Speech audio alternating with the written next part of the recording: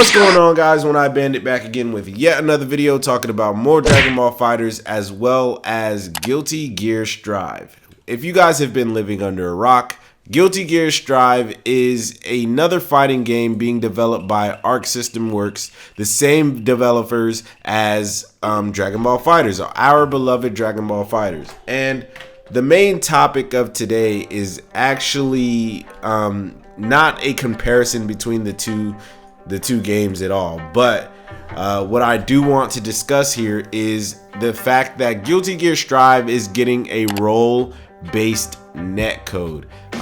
Now, to really understand what I'm saying rollback, but to really understand what a rollback and a delayed netcode is, it's kind of tough to explain each one individually.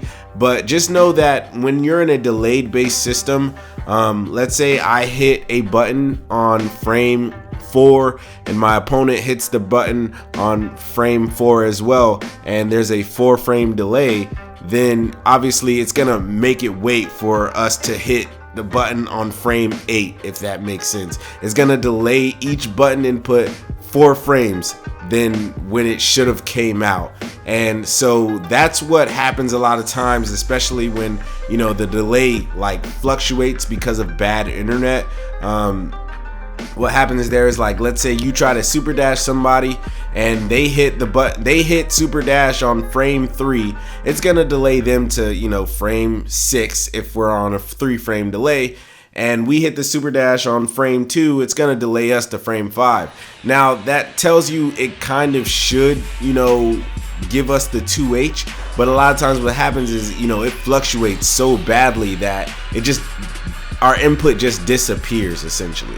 And that's essentially what delayed based netcode is, and it's awful. Dragon Ball FighterZ has a terrible online. Even though you may not have experienced a bad online for Dragon Ball FighterZ, just know that it's not the best for everybody else essentially, especially if you're just playing against friends and you hardly go and fight up against other people from other parts of the country or whatever. Just know that it's bad.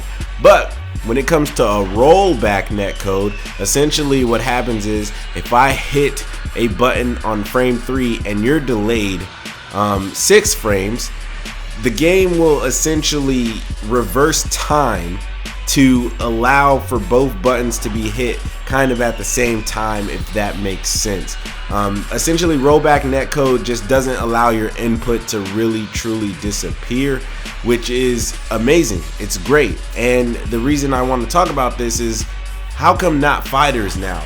Arc System Works makes FighterZ, or made FighterZ, and they are also making Guilty Gear Strive. These are the 2 games within the same company, and for people to have been asking for rollback netcode for FighterZ for so long is the most ridiculous thing. And for them to come out the other day and just state, hey, we have rollback netcode, and they knew for a fact this is what people wanted. They tweeted it out, and they just knew this is what people wanted, and it's almost basically just a tease damn near to give us this and not give it to us within FighterZ. Will I be playing Guilty Gear Strive? I think I will, because I did enjoy the other Guilty Gear, and Guilty Gear Strive apparently is supposed to be a more simplified version of Guilty Gear, because I know Guilty Gear, straight up Guilty Gear, Exard, and all those stuffs, those were pretty hard games, especially if it was your very first fighting game.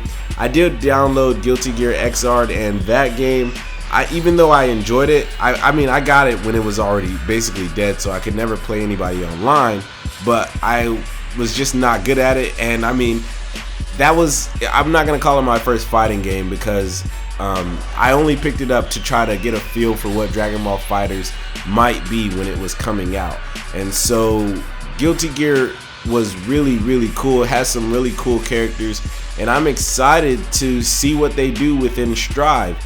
There is a beta that is coming out that you have to sign up for.